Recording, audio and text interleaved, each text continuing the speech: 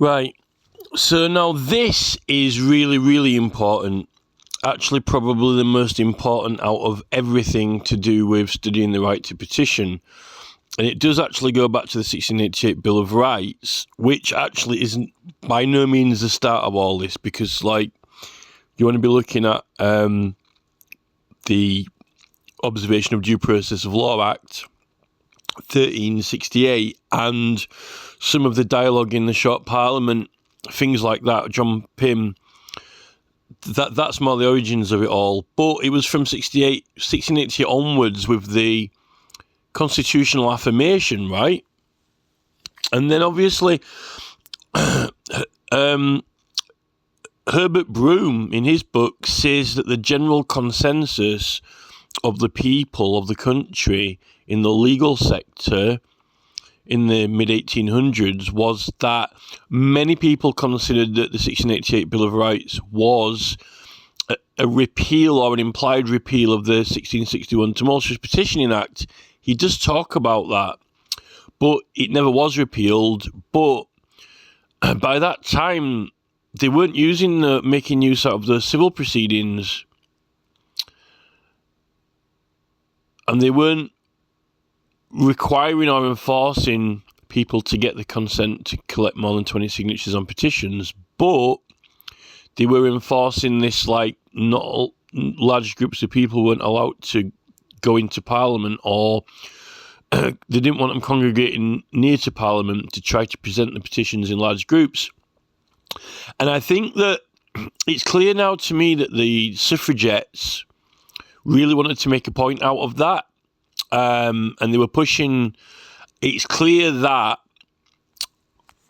they really wanted to make a point or try to prove that 1661 Act had been effectively repealed, all of it. So they were pushing on the parts which were still being enforced, trying to push against those parts of it, right, when the other parts weren't being enforced. So I think it was technically a strange situation, but if they had gone to the courts and got consents, then would they be allowed to? Well, they were allowed to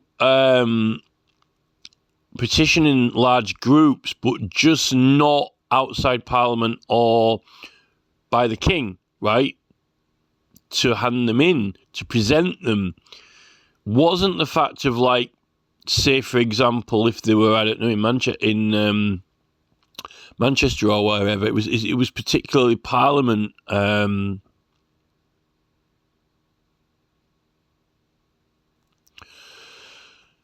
The presentation part of it, and then you've got all that, all the right act stuff that we've been going over, and then you've got the Sedition Acts as well. But right now, I've this is some excerpts from the dialogue from the journal from 1688, right? And this is, like, I've already looked through this before, looking for some dialogue about the right to petition, see what they were saying about it, right? The framers of it. And I've actually gone back through it again because in most of the Privilege Committee reports, including the 2012 consultation one, which actually is, we can see here, CM8318, right? And even the one in the 1980 Parliament, when they made that amendment concerning petition for leave of court, right? Now, I said that they'd wrongly or falsely been trying to pass off that statement that was Article 9. Okay? Now, this is the thing. So, they did actually get these words from the journal, okay? So these words do come from the framers in that Parliament, right?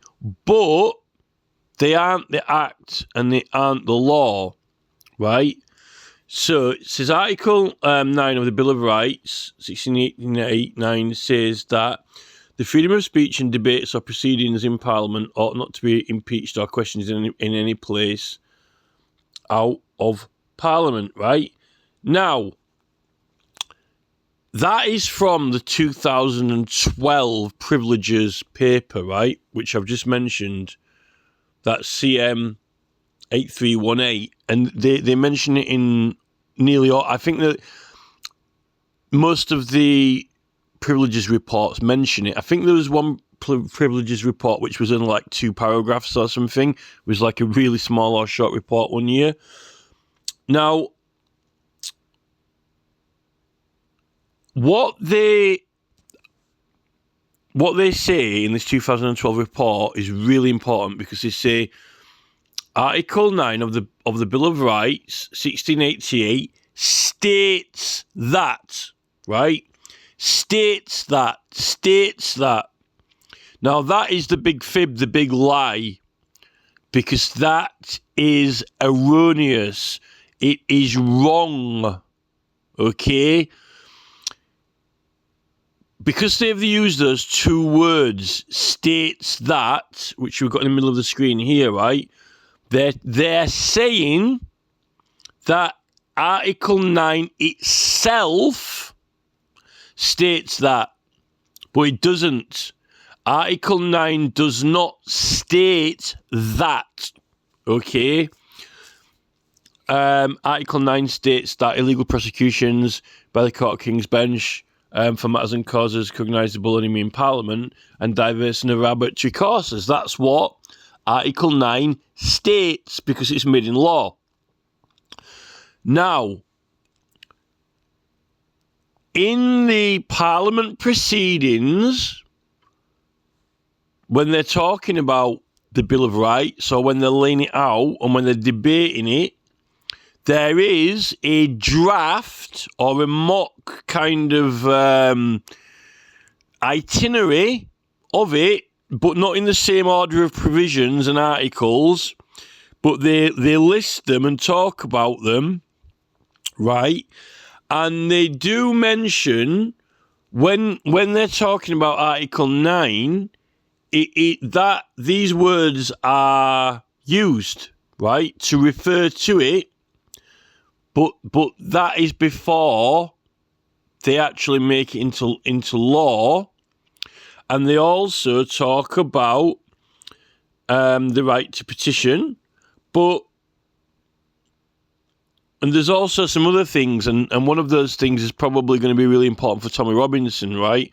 Because all on these terror charges, and actually some of the legislation they've got for the terror law. In fact, I think the Irish guy, I've just noticed that did I take a screenshot of his name? Right. Michael O'Flaherty, right? In a letter to the Home Secretary, Shabana Mahmood, Council of Europe Human Rights Commissioner Michael O'Flaherty said that changes had allowed authorities to impose excessive limits on freedom of assembly, right? So he's criticising the government, but I don't think that the government's law actually has any effect, really. It doesn't actually talk about the right to petition, it just says freedom of assembly, which that could mean like non-political assembly, right? Just like, assembling at a football match. I actually tried to ring up that O'Flaherty guy, but when you ring up, his offices are based in France, and it was a French answering machine, and I wasn't too sure which after you recorded the message, which button to press to keep or accept the message, or to re-record it, or whatever. And I had to change all my Google settings to get my phone to translate it for me, like putting it next to it, and I couldn't be bothered at the time, so I didn't actually leave a message. But some things happened with this O'Flaherty guy, with Shabana Mahmood. But I actually think that the terrorism laws have been acted against the Constitution, really, and therefore it's not an incompatibility with a European Human Convention right, but it's incompatibility with our British constitutional rights. But I'll talk about that in a second, right? So, now, why does this matter? Why do these things that I'm pointing out matter? Well, it matters because actually it means something. It actually does mean something different, and it focuses on. We've got these keywords here, right? I've put keywords proceedings. So proceedings are the actual processes. Proceedings are, an order of process. And you can have like the criminal procedure rules or the civil procedure rules, or you can have a petition to Parliament, or you can have like a petition to the Court of Sessions. That's still civil procedure rules, right? And proceedings and processes, then I've put verses here, causes and matters. So causes and matters are subject and issue, right? So like what is the issue? What is the big issue or the problem? What is the subject? Causes and matters are the actual problem, right? The grievance, the problem, the cause, the matter, right? They're like subjective references to real issues, right? That are the subject to be raised, right? But when you focus on those, then the context is in relevance to matters that arise, subjects that arise. Okay, so you're following the subject, you're following the matter, you're following the grievance, you're following the issue, right? So that is not having priority or relevance or focus on the processes and procedures by which you bring them by, right? It's not actually prioritizing, focusing on, or mentioning in the words any processes or proceedings when you use the words causes and matters. Because when you use the words causes and matters, you're talking about what is the big issue, what is the subject, what is the complaint, what is the grievance, so like the complaint, right?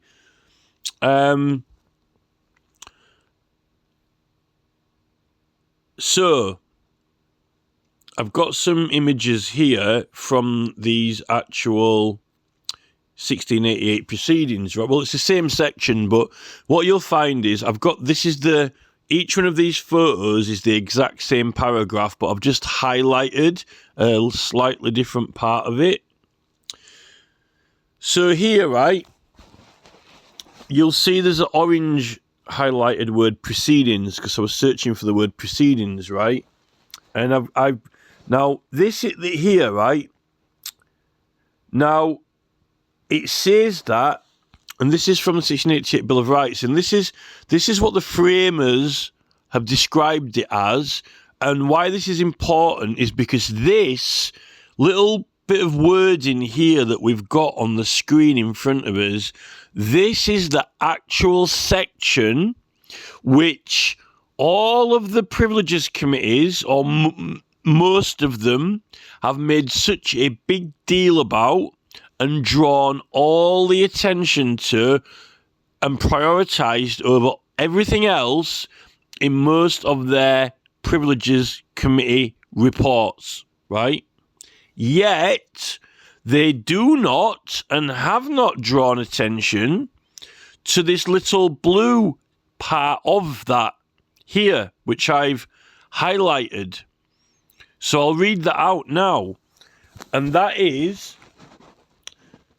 that all grants of promises for fines and forfeitures of particular persons before conviction are illegal and void. So that's all grants and promises of fines and forfeitures. So that means to when you've been facing legal action, right? So a fine is a payment, and a forfeiture is to give something up. Now, you can forfeit your freedom, right? If you're put on bail, you forfeit your freedom.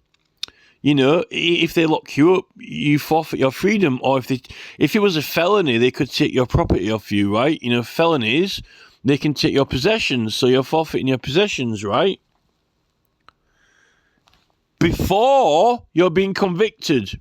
So, taking your possessions off you or forfeiting your liberties and freedom before being convicted, right?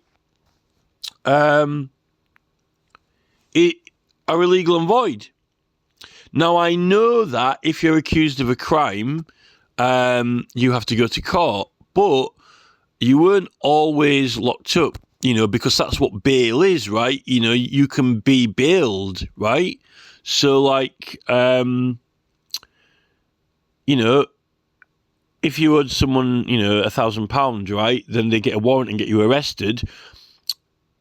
You can admit that you owe them it and pay them it, and then you get released, right, without having to go to court. But if you say that you're not guilty, then you've got to prove yourself not guilty in proceedings. But in the meantime, while you're waiting to be heard at the quarter sessions, which was 4 times a year, or the assizes, right, which was twice a year, and then later on they had it more times, you were like, unless you, or if you committed a very, very serious crime, right, you were put in the gaol, right? But there was this bail that you could get to pay money to get out, right? Obviously, but then you had to turn up at the court, right, or you were in contempt. But sometimes you had to be in the gaol, so you have given up your freedom if you're. But that's a felony, isn't it? You know, you would only be in the gaol if it was a very serious crime, like a felony, right? That all grants and promises of fines and forfeitures of particular persons before conviction are illegal and void.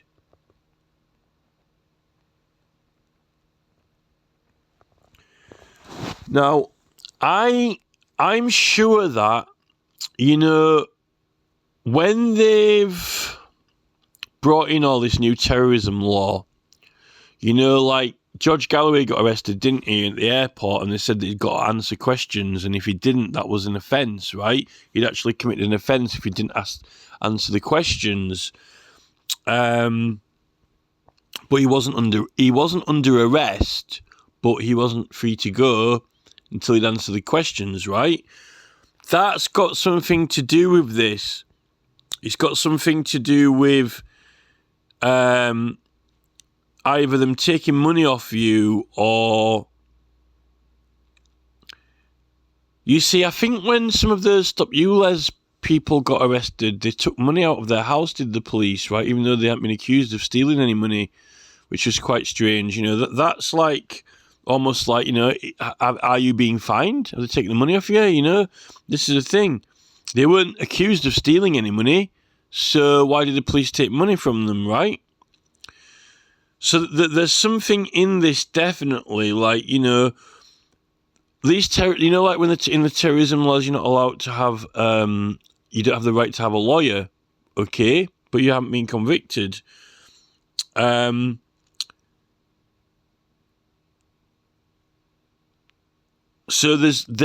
I'm quite certain that, you know, when it comes to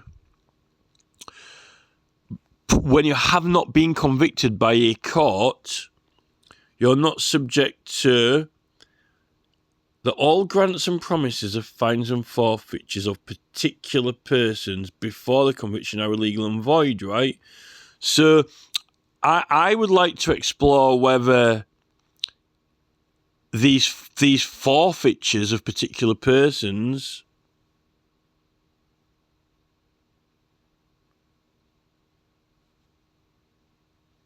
could apply to some of these new police processes that they've implemented, which actually take away your freedoms and possibly even take money off you, or like your mobile phone. It's like now everyone's got to forfeit the mobile phone just because there might be something on there that the police might be able to make use out of, but that they're not guaranteed they're going to. And it also, you need that, the mobile phone's actually really quite important, particularly if you're doing political activities and you're filming with it or making adverts for political action, and it's privileged, right? That's very strange what's going on with the police. So that needs exploring. I think it probably could be more relevant to civil proceedings than criminal, because I think it might have more to do with like when you owed people money and the how they did the bills, and if a warrant's been executed and you claim that someone owes your money, but they haven't been convicted, right? But I'm sure that it can also apply to criminal proceedings as well, particularly when it was things like felony, when they take your things, and confiscating things as well. Now, I know the police have got to take evidence, like if they want to prove something, right? But this is the thing, maybe courts don't always grant bail, sometimes they deny it. But I think that some soldiers were they were on court-martial process and they got flown somewhere and had to answer some questions because they'd all apparently done some sort of petition or something. So anyway, I mean, this is a separate issue, but it needs to be looked into. I'm sure that it has got something to do with your sort of rights and liberties before you've been convicted, but then you've got to figure in the bail part into it. But now they've added a lot more of these offences in there, like terrorism, when they can do a lot more things and take a lot more of your liberties and freedoms, or even deprive you of legal counsel and things like that. It's definitely in that kind of area of pre-conviction processes, so that definitely needs to be looked into, right? So that's one thing. In fact, that was the thing I wanted to talk about last, but I've done it first now. So we'll scroll down. Right. So here, these are they call them the framers, but it's just like some elected MPs, right, and ministers who are being elected into Parliament, and they're having a Parliament with William Orange, right? So you'll see there's a number 5 there, right? Now they've got some numbers here. Now these are essentially some of, or most of, the articles out of the Bill of Rights, but before, they're not the Act, right? These are when they sort of like mention and list them in the proceedings, right? Like it's in the journal. So this is when they're talking about them in Parliament, right? And they're not in the exact order at this stage of the Bill of Rights. And they're not all the same wording, right? It's kind of like what you call a draft or mock or itinerary or listing. And on some of the articles, it actually gives different wording.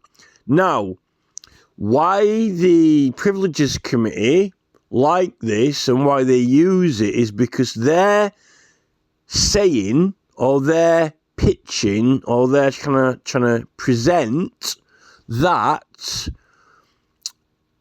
Article 9 of the Bill of Rights, which reads, this is how they decided to enact it when they eventually put it into law, and it got assent. they settled on the words and decided that the words were going to be enacted in law under the title of illegal prosecutions.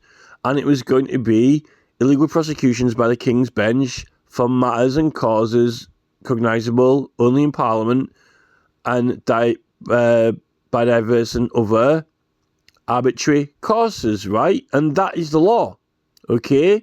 Now, what's wrong with that? Nothing, okay? Now, for some reason, the committees, whenever they're talking about privilege, don't like to include that, mention it, refer to it, or use it, other than just say it's Article 9. And then whenever they want to talk about the meaning of it, they come back to this. And this is where they've got it from, right? I thought there was something that Erskine May had said, but it's actually from the proceedings, right? So it actually helps to, if anyone is confused with what Article 9 means in the Act, what does, illegal prosecutions by the King's Bench, for matters cognisable only in Parliament and diverse arbitrary causes. If you don't know what that means, and if you're confused with it, then you can look in this journal and it says, oh, well, they were talking about it being something to do with that it is the right of the subjects that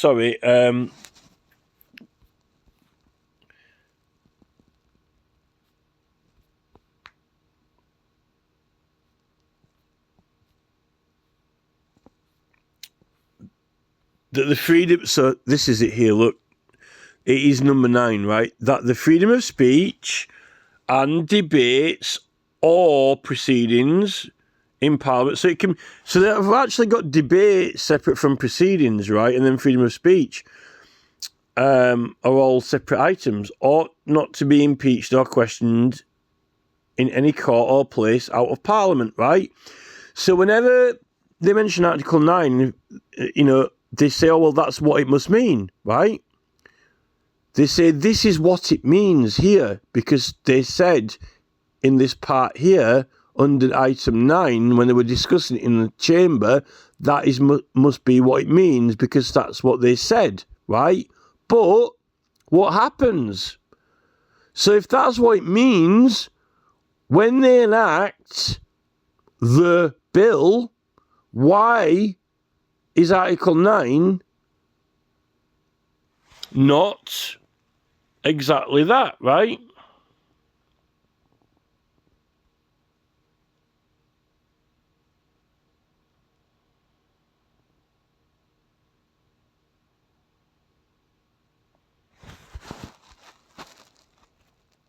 Right, so that is actually Article 23. So that actually becomes Article 23, right? So actually, it's got a number 9 next to it there. So in the journals and in the proceedings in Parliament, when they're going about debating and discussing, what the Bill of Rights is going to be, it has a little 9 next to it there, right? But that little piece there, which they're always referring to, these proceedings in Parliament, that actually ends up being Article 23, which is actually specifically the freedom of speech clause, right? And let's not forget Sturge's Act is, way older than that, and it's actually anything concerning Parliament or freedom of speech, not just having to be, you don't have to be in there, right? You just have to be talking about Parliament, right? You don't have to be in Parliament. And it says anyone in the future, right? Any person in Sturge's law, right? So whenever they're talking about proceedings in Parliament, whenever they mention Article 9, Article 9 does not say that, right? It is actually Article 23, okay? So what I'm saying, so when, right?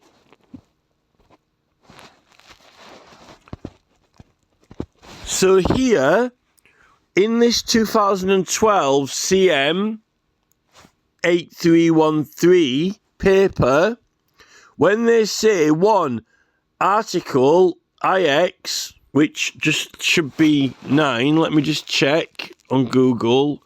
I'm not making a mistake. IX in Roman numerals.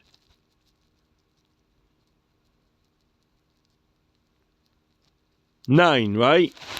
So that 9 is saying Article, let's say the Bill of Rights states that freedom of speech and debates or proceedings in Parliament ought not to be impeached or questions in any court or place out of Parliament. Well, that's 23, and I actually even got it wrong. It's even thrown me off, because actually it even had me leading to believe that actually was the... well, I knew it wasn't the wording for Article 9. I knew it wasn't the wording for Article 9 for sure, right? But I'm like, where have they got that from? I've seen it in a scheme. Well, I have seen it in a scheme, right? But they've got it from the proceedings. But that's totally thrown me off, because then I actually ended up thinking that, well, maybe that is what they said that it means in the proceedings, but that's actually not even the article. It's not even Article 9 what it means, that's Article 23, right? So what they're actually doing is they're trying to make out that Article 23 is Article 9 now, which is really confusing. Absolutely confusing. So what actually is the wording for Article 9? And this, let's try not to get confused now, right?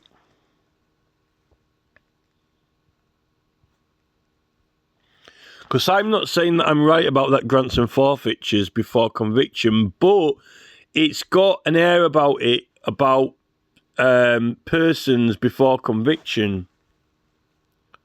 So, like, I'm not saying that I'm right about that, but I'm saying that I need to look into that further, because that's something that's only just come to my attention today when I was looking at these other things.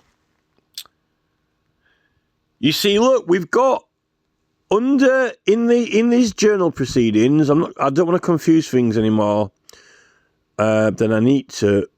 Right, so they've got these little numbers next to them, like they've got number 5 here. That it is the right of the subjects to petition the king, and all commitments and prosecutions for such petitioning are illegal. Well, they don't say anything different there than what it actually says in the bill, right? They've got a perfect opportunity to say something different there, but they don't, right? But we do have the Claim of Right Act 1689, which does have similar or slightly different wording, which helps explain it, right? You know, because it includes imprisonments as well. Now, that little blue highlighted section there ends up in the Act exactly worded like that, and it says, what does it say? The right to petition. And that is given the number 19, Article 19, okay? Not 5, which is there. But they don't say anything different about it, okay? So the right to petition is, we don't have any issues with that at all. Now here, and that,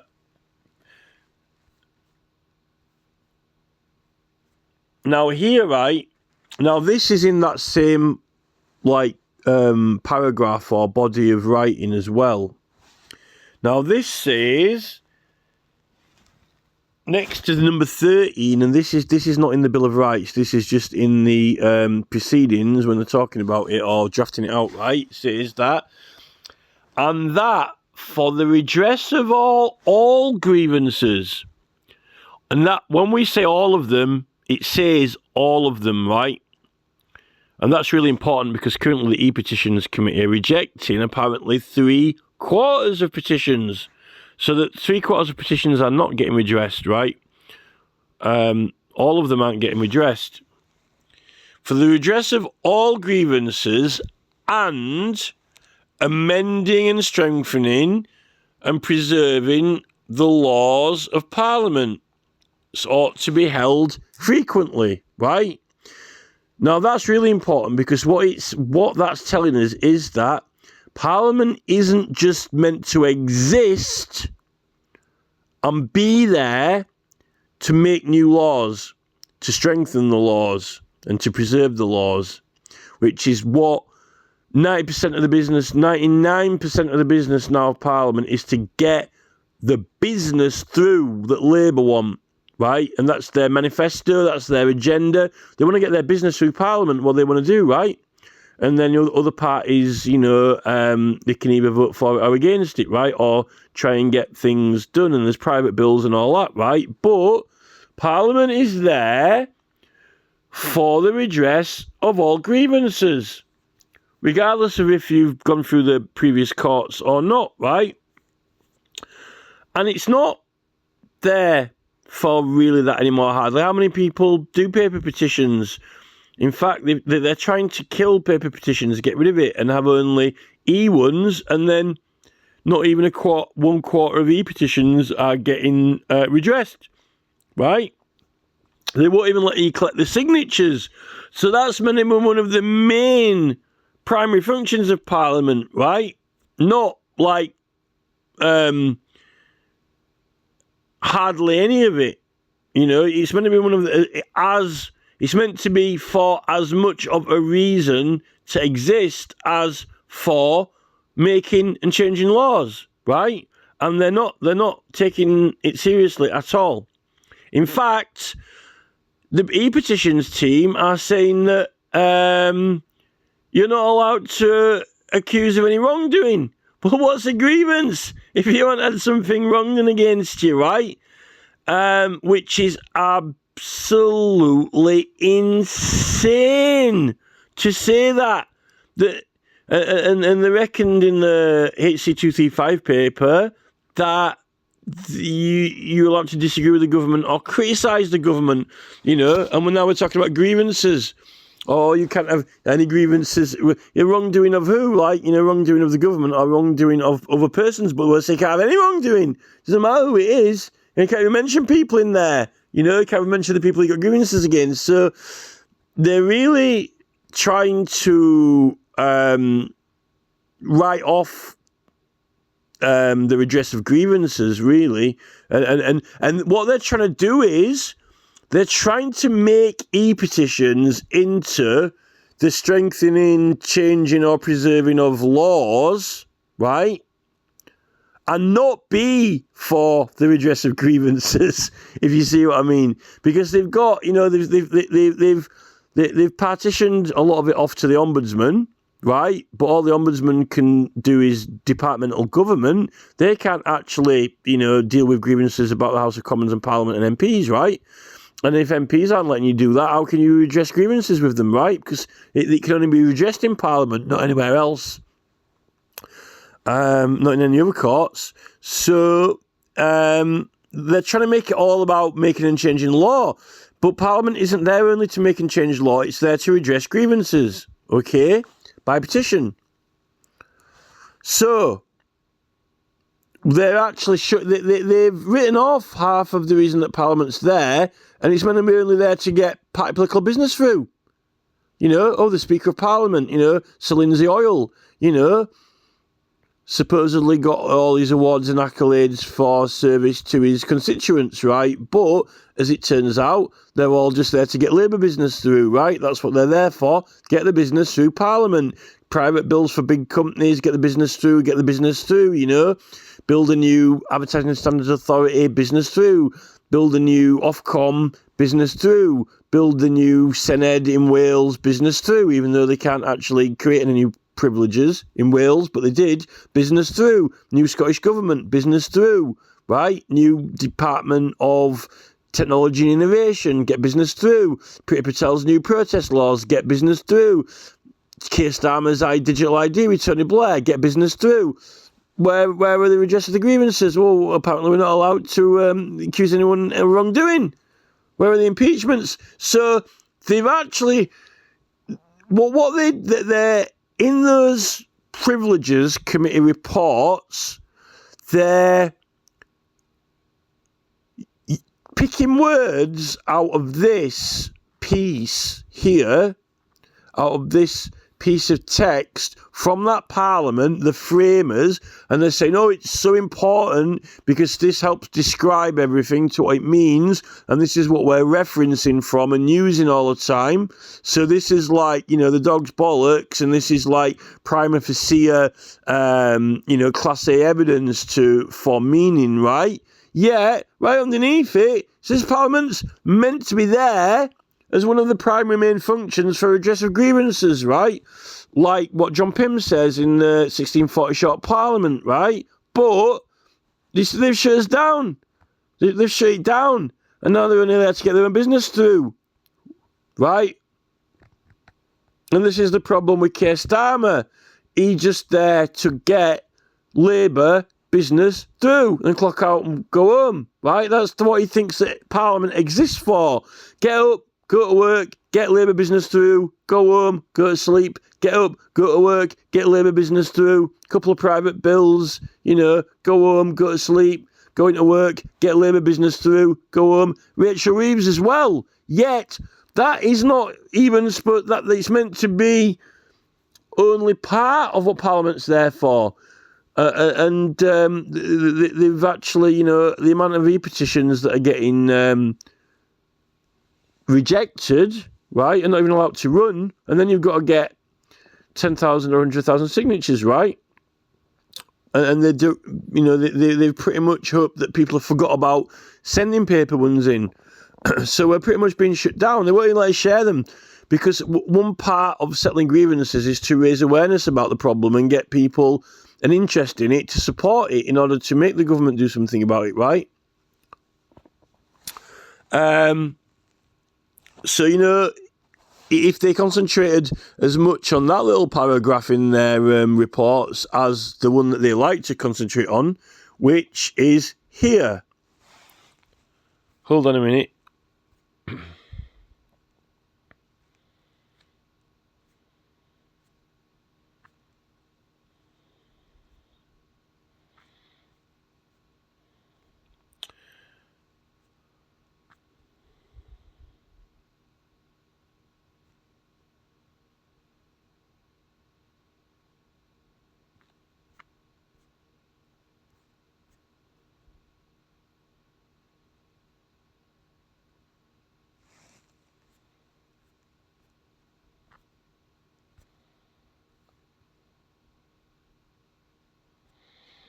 I don't even know where Article 9 disappeared. Where's the...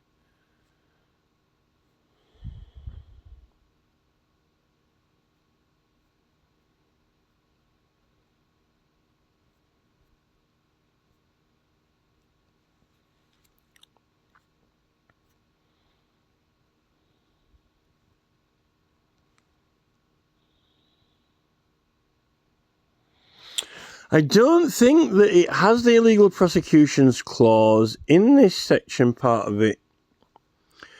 So anyway, if I open this little bit at the bottom, so this is actually what it says in that committee report.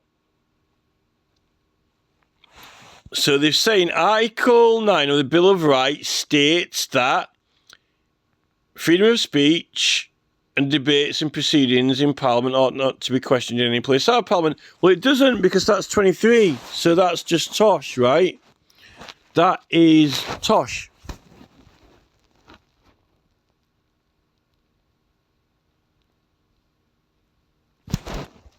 It does say for the redress of grievances and the amending and strengthening and preserving of the laws ought to be frequently called and allowed to sit. So, actually, they do actually include that little bit. I'll have to say that I have to apologise for an error then. They have actually got that for the strengthening and preserving of the laws part here, right? But they're saying I'm definitely absolutely correct. I'm not hallucinating. I'm not wrong. I'm absolutely 100% correct that they're trying to make out that Article 9 is the Article 23 in this. So that's they are definitely in some sort of error or misleading here, right? And therefore the actual wording of it is that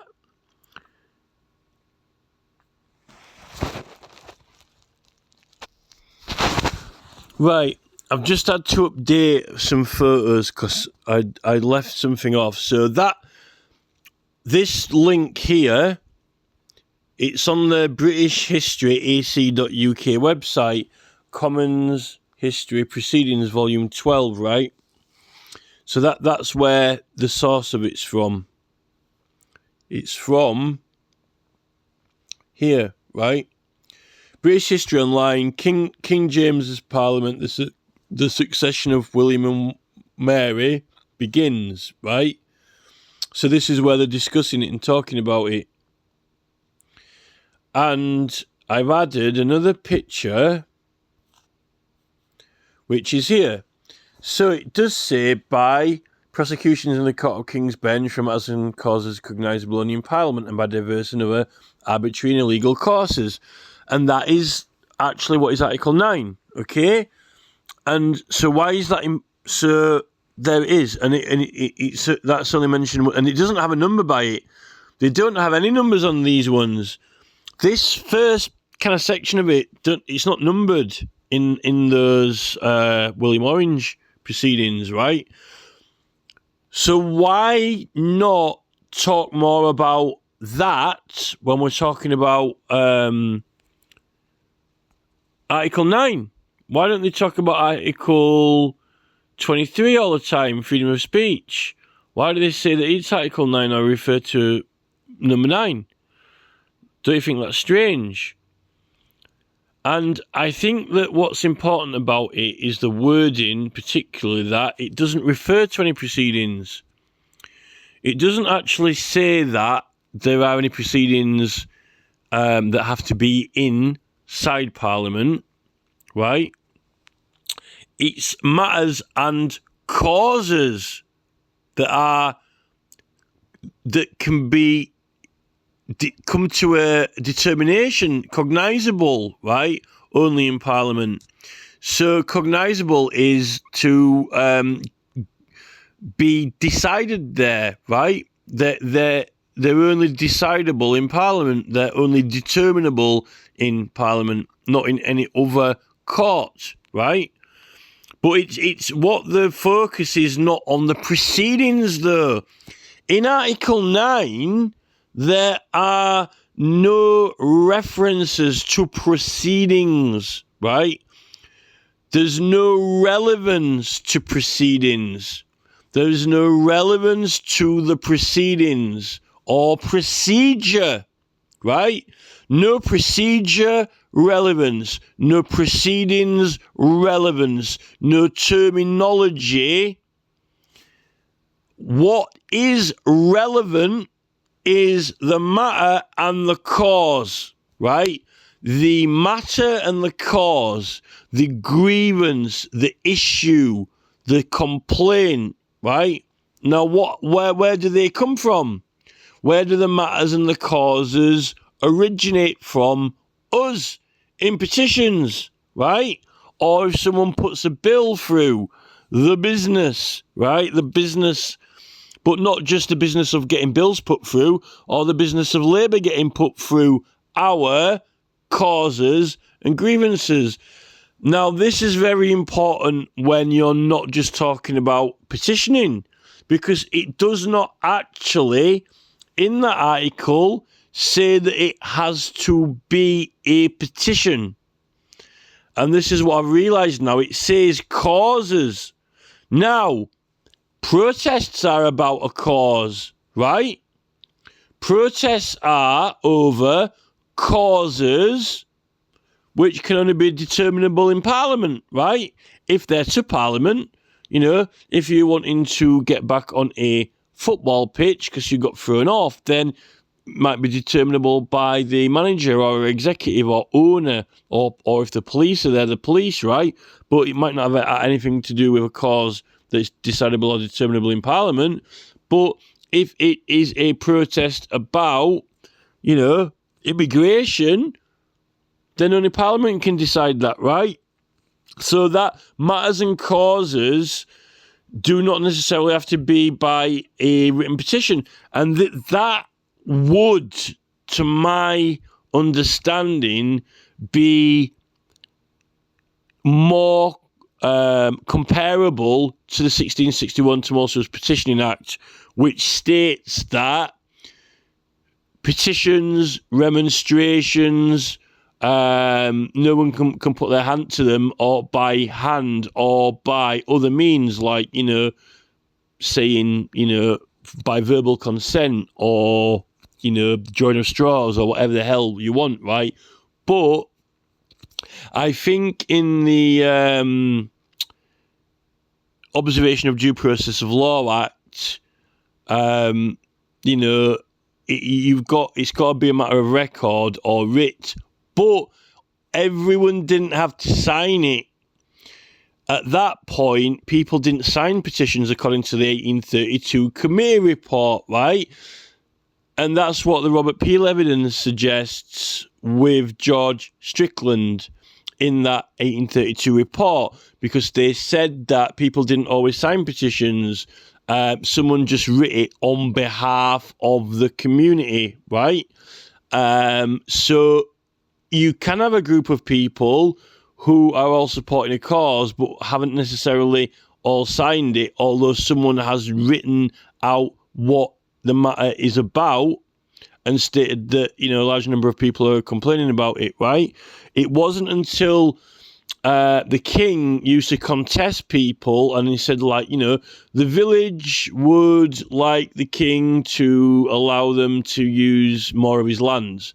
And then the king says, the village don't want me to allow them to use their lands, do they really? And then, so then the village, if they went around and got every single person's signature, then they sent them to the king and said, yes, the village do want to use our lands because there are all their signatures to prove it, right?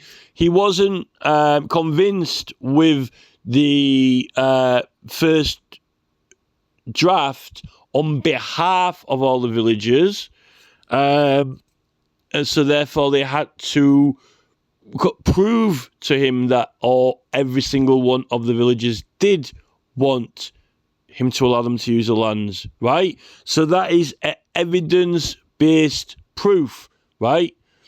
But obviously, if it's only about one family, then they sign, then, you don't need the entire village to sign it, right? This is like, all of England don't want digital ID, right? In case Starmer says, all of England do want digital ID. I said, well, no, because we've got 3 million fucking signatures. Well, says, well, that's not enough, right? Well, so we'll need a bit more time then, won't we, to get them, not just 6 months. This is a thing, or whatever.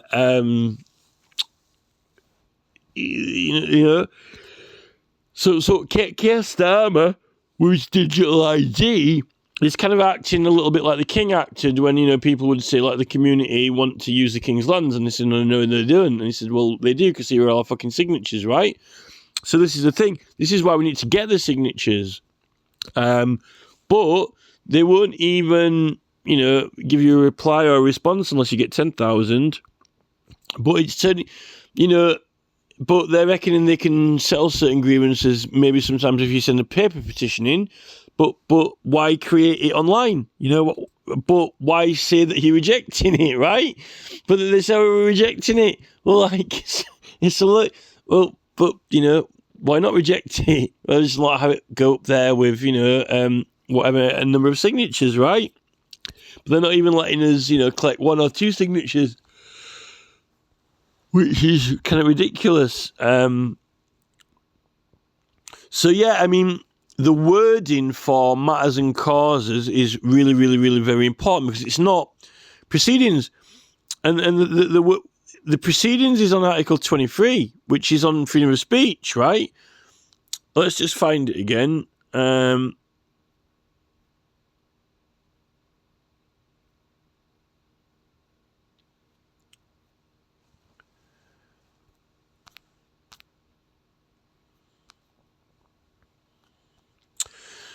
And that the freedom of speech and debates or proceedings in Parliament ought not to be impeached or questioned in any place out of Parliament, right? So it means that, they can't be heard or tried out of Parliament. And that's what Strode's Act said. Strode's Act said that, anyone can talk about, people cannot be punished or prosecuted for talking about parliamentary matters, right, in any place outside of Parliament, right? So it means that if you are in Kent talking about a parliamentary matter, you can't be prosecuted for it, right? That's what it's meant to mean. And any person, not just Strode, like any person, it's meant to be, right? And then, so the freedom of, why are they using the freedom of speech article to try and always say that it's Article 9, to do with any play, illegal prosecutions clause. I don't know why they keep, it's 23, not 9, which is quite strange.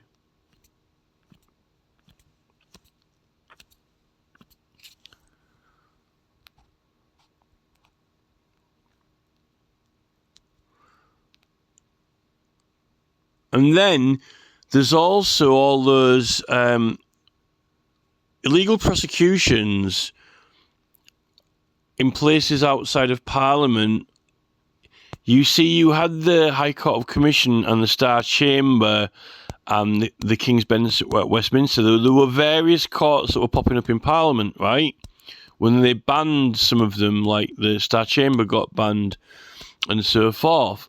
But what that example is meant to be is like when someone go to Westminster Hall with a prosecution against someone, when it was a matter that was being heard in Parliament, right? And then they would get called into Parliament and said, "Why are you prosecuting someone in the King's Bench?" Right?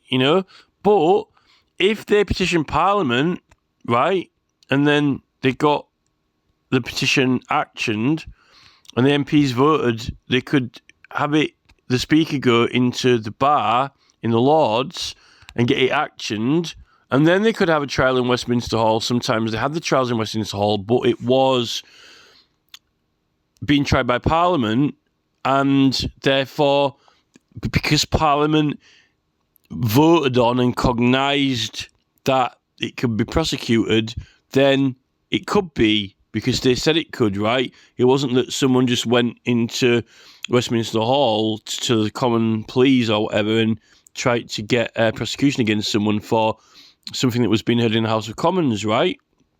That's the difference. I'm just going to check something, actually. Right then. 57 minutes and 30 seconds worth of talking. But I'm solving a little problem here. I'm actually making progress. Right. Now, we're being misled by the numbers on the articles. Now, I never even used any numbers. I didn't even know what the articles had numbers, right? Because whenever I saw the Bill of Rights, they don't have numbers on them, right?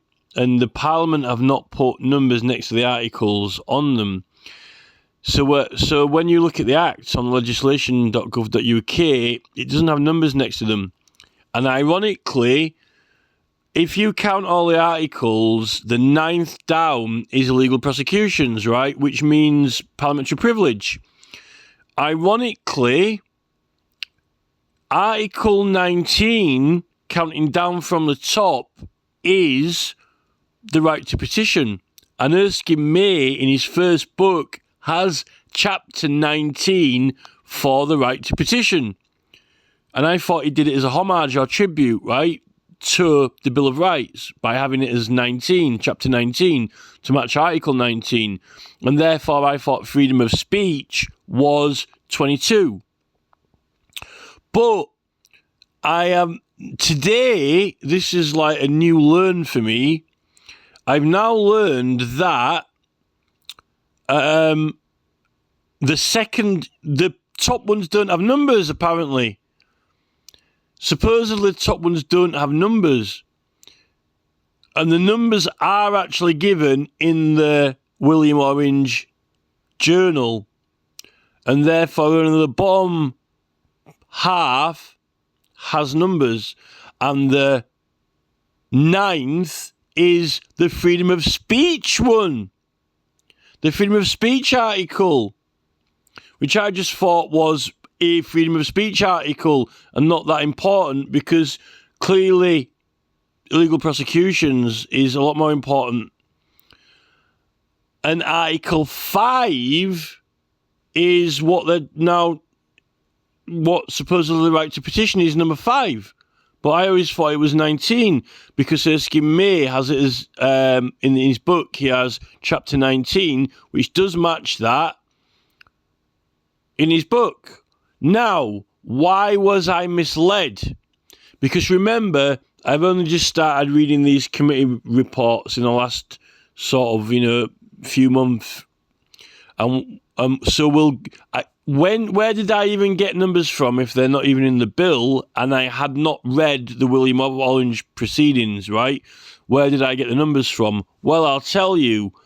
The first time I ever heard any number of an article mentioned is here in Jeremy Johnson QC's 6-page paper with Lord Hanningfield, right? And he actually does not tell you the words. He just talks about Article 9 of the Bill of Rights. And he just basically has all this dialogue about exclusive cognizance and parliamentary privilege in his own words. He just basically talks about parliamentary privilege and exclusive cognizance in his own words, right? In his own words.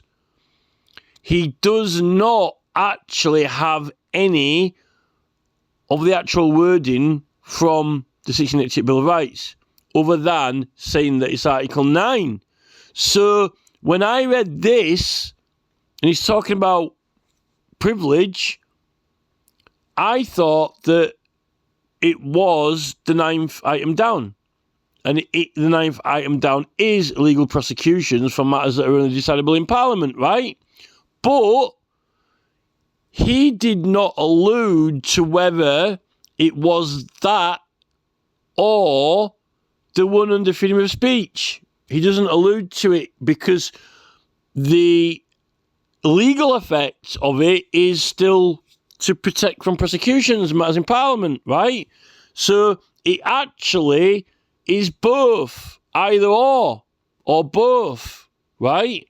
So it doesn't actually really matter if you are talking about the 9th or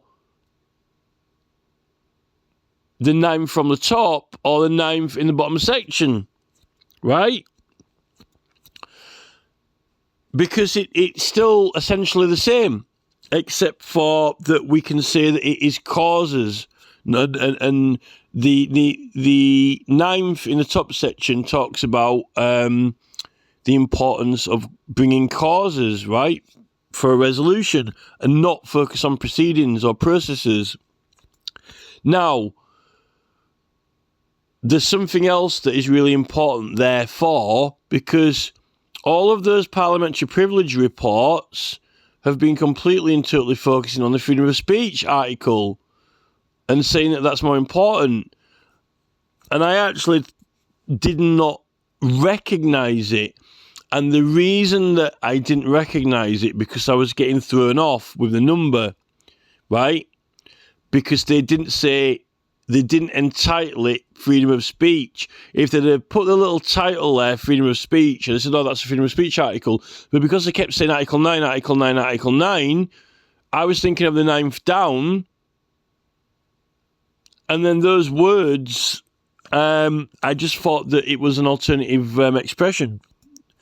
But now that we know that they keep obsessively referring to the freedom of speech article, and it says proceedings in Parliament, well, it's based on Strode's Act. And Strode's Act says any matter of speech concerning Parliament doesn't actually have to be proceedings in Parliament. It says any matters concerning Parliament. Any matter concerning the Parliament of England, right? And any person. So that definitely doesn't, you don't have to be stood in Parliament and you don't have to be participating in proceedings at the moment or time when someone's trying to freaking prosecute you, right? All you have to be doing is any person talking about something concerning the Parliament of England. You could be stood on Newquay on the beach or at Johnny Groats, right? Or on the top of Snowdonia Mountain, right? And you don't have to be strode. As long as it concerns the Parliament. Is that... But they're making it sound like it has to be proceedings in Parliament, right? But it is a cause. If it's a cause that can only be decided or determined in Parliament, then that's where it can only be decided, which is why you can't be prosecuted anywhere else for it. So, I've said this before, though. I've said it many times before. A lot of those clauses apply, right, in any given situation. Multiple of them apply at one time, right? So sometimes you're using 3 of them anyway, and you don't have to be in Parliament. So the numbers don't really matter so much. Maybe that's why they don't have them on there. But it's confusing in those reports, and it actually threw me off because Johnson's not. He said Article 9, but he never put the word in for it. So I never thought to attribute any numbers to him. And then it was actually when I was interested in the numbers. I have been interested in the numbers, but when the very first Erskine May book that I bought was not the modern ones. I started with the first one that he did. When Erskine May wrote his first book, he made chapter 19 about the right to petition Parliament, right? And counting the articles, including the top ones, the right to petition is 19. And I'm like, well, he must have done that on purpose, like to signify it. It can't be coincidence, right? Now, Parliament are trying to make out that the numbers are as they're stated in the they're numbered in that William Orange proceedings, but everyone will have read that because it's harder to find the actual proceeding. You've got to read the whole journal, right? Which I have read it and I do know it and I found it, but I wasn't paying attention to those numbers, right? But it doesn't really matter too much because 9 or 9, it doesn't matter whether it's 9 from the top or 9 from the second section, but because those are both about privileges, right? So I'm not actually, I haven't actually been wrong about anything. I've been misled because of the way that people have been mentioning and talking about it. And I actually do think that Erskine May actually made a point. He clearly did make a point that maybe the bill's written to be, maybe the bill is made in a poetic, multi-interpretational layout so that it is to make a point that it doesn't matter whether you count down 9 from the whole thing or 9 from the second section, they're both concerning parliamentary privilege, right? Now, it only matters if you're talking about whether you're talking about Article 5 as the right to petition, or can you call it 19? Well, that's interesting. Why would Erskine May in his very, very first book have, I'll put the petitioning section as 19, right? It is the 19th item down on the bill. So it's kind of almost like it can be given 2 different numbers, 19 or 5.